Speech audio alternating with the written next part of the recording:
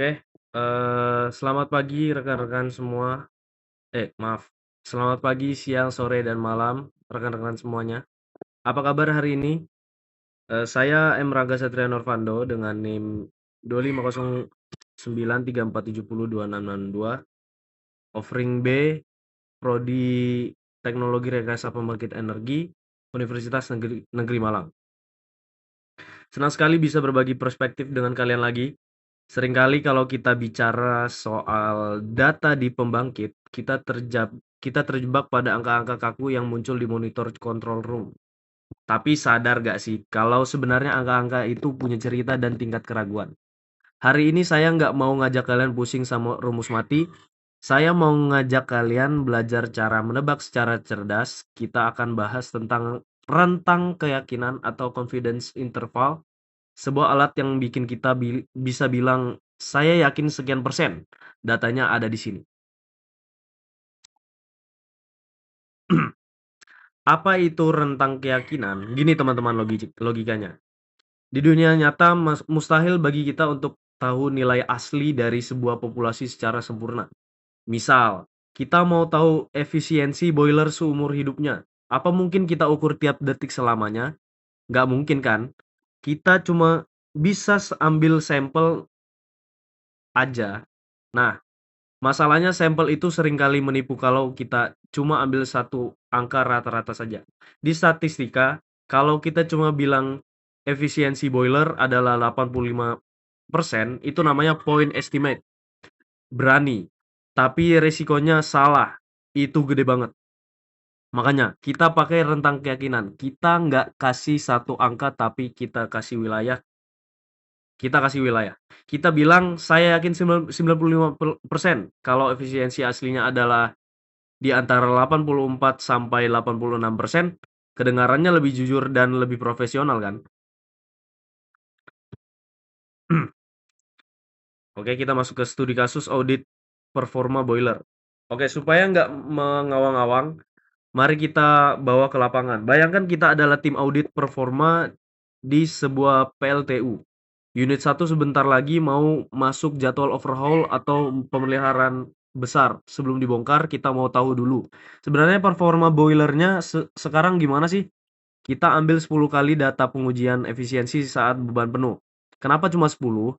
Ya, karena pengujian itu mahal dan butuh kondisi yang stabil. Jadi dengan data yang sedikit ini, kita harus bisa bikin kesimpulan yang valid buat laporan ke manajer operasional.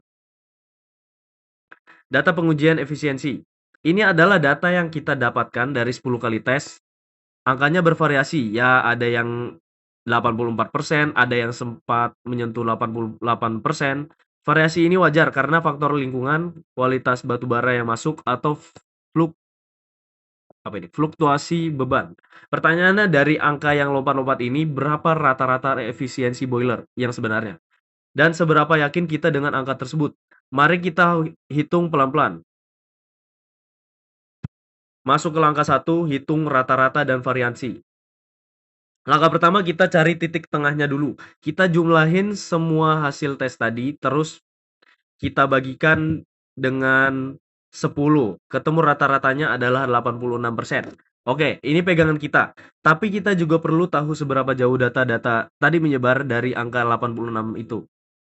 Kita hitung simpangan bakunya atau standard deviation. Setelah dihitung, ketemulah angka 1,49. Nah, angka 1,49 ini adalah indikator kegelisahan data kita. Semakin besar angkanya, berarti data kita makin nggak stabil. Masuk ke langkah 2, error standar dan DF. Nah, karena sampel kita cuma sedikit, yaitu tadi cuma 10, dalam statistika kita nggak boleh pakai kurva Z. Ya biasa, kita pakai temannya, yaitu distribusi T. Kenapa? Karena distribusi T ini lebih toleran terhadap sampel kecil. Kita tentukan dulu yang namanya degree of freedom atau DF tadi itu. Gampangnya adalah N ke 1, N kurang 1, jadi 10 dikurang 1, hasilnya 9. Lalu kita hitung error standarnya. Kita bagi simpangan baku tadi. atau yang tadi 1,49 dengan akar dari jumlah sampel akar 10. Hasilnya adalah 0,41 sorry 0,471. Angka ini yang bakal jadi penggaris untuk menentukan lebar rentang kita nanti. Lanjut ke langkah 3, cari nilai tabel T. Sekarang kita butuh bantuan tabel karena kita pengen tingkat keyakinan 95%, artinya kita kasih toleransi salah atau alfa sebesar 5%. Karena rentangnya harus simetris kiri dan kanan, alfa ini kita bagi 2 jadi 2,5% atau 0,025%. Sorry, 0,025 saja. Kita cari di tabel T atau pakai Excel dengan fungsi sama dengan T titik INV titik D 2T dalam kurung 0,05,9 tutup kurung. Ketemulah angka sakti kita yaitu 2,262. Angka inilah yang akan menentukan seberapa lebar sayap keyakinan kita. Oke, kita masuk ke langkah 4, hitung margin of error. Langkah terakhir sebelum hasil kita hitung margin of error-nya, kita kalikan angka sakti table T dari table T tadi atau 2,262 dengan penggaris error kita atau 0,471 yang tadi. Hasilnya adalah 1,065. Nah, angka 1,065% inilah yang jadi jarak aman kita. Jadi tebakan kita adalah rata-rata efisiensi itu ada di angka 86%. Tapi kasih toleransi plus minus 1,065%. Kita masuk ke hasil akhir, rentang keyakinan. Inilah hasilnya, batas bawahnya 86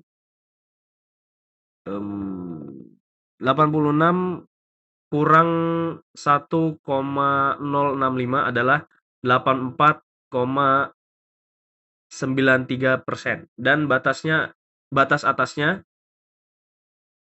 86 tambah 1,065 adalah 87,07%.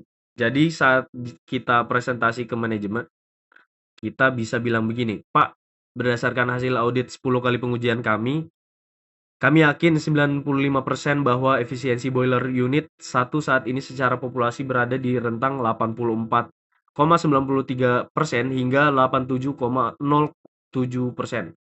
Ini jauh lebih profesional daripada cuma bilang sekitar 86%, Pak. Karena dengan rentang ini manajemen bisa memitigasi risiko jika batas bawahnya ternyata mendekati nilai kritis operasional. Kesimpulannya, statistika itu bukan buat mempersulit hidup kita sebagai engineer. Justru ini adalah cara kita bicara jujur tentang data, bahwa di balik setiap angka yang kita laporin ada rentang ketidakpastian yang bisa kita kendalikan. Sampai di sini ada yang mau kita diskusikan, mungkin ada yang mau ditanya, gimana kalau saya mau yakin 99% atau gimana kalau sampelnya ditambah? Kalau ada yang mau ditanyain bisa langsung ketik di kolom komentar ya. Terima kasih banyak semuanya. Kurang lebihnya mohon dimaafkan. Assalamualaikum warahmatullahi wabarakatuh.